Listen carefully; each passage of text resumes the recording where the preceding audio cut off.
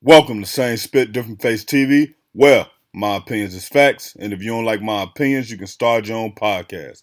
And it's free. So don't forget to spit on the like button, the subscribe button, and the notification. Now, Spit Squad, rapper Tekashi 6ix9ine has been detained on alleged violations of his supervised release. He was arrested.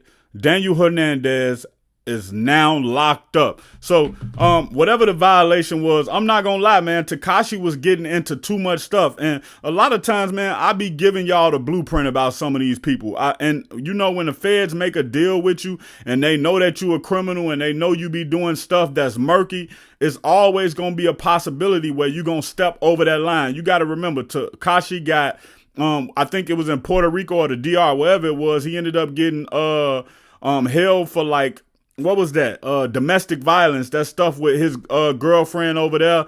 And then it kind of was just like he was held in jail for a while. He ended up in a situation with Meek Mill. It was a couple of situations he ended up in. And one thing I got to say about Meek Mill, right? Meek Mill take a lot of flack, but the situation with 6ix9ine where Meek Mill was like, yo, y'all want me to crash out on him and be back in jail, and then y'all gonna call me stupid. Well, Meek Mill is close with Lil Durk, so he not gonna say this, but I'm gonna say this for him.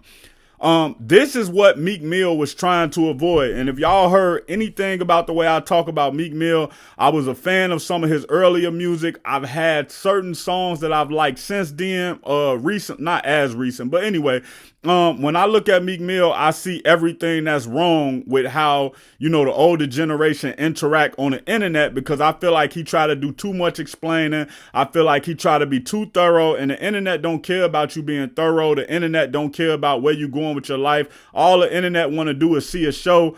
And I think that if Meek Mill was just dropping music and stayed out the way, he would be in a lot better position. But with that said, it's good he didn't crash out on 6ix9ine, because one thing you have to remember is that self-destructive people gonna self-destruct.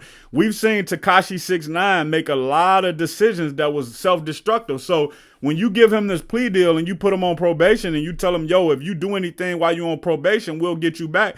Most of the times the feds know that they double dipping. What do I mean by double dipping?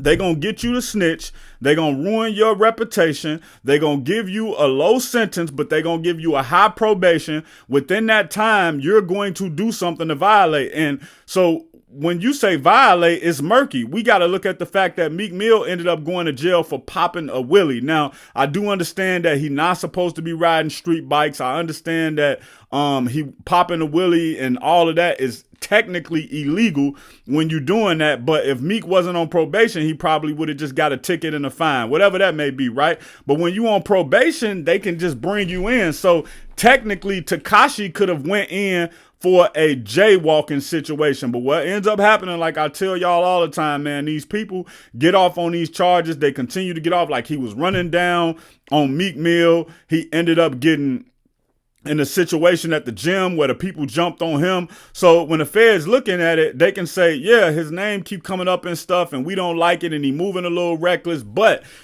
at this point, you able to say, and I don't know what else he may have done, did, or what he's alleged of, but I'm just saying, when you look at people, you can look at a pattern of self-destructive behavior and say, yes, at some point, this person will be back in this same position and predicament. And guess what? The feds are not going to take it easy on him.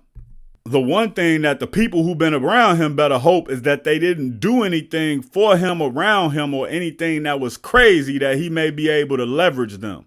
Check out my original Chicago hood movie in the end screen, No Time to Play Fair.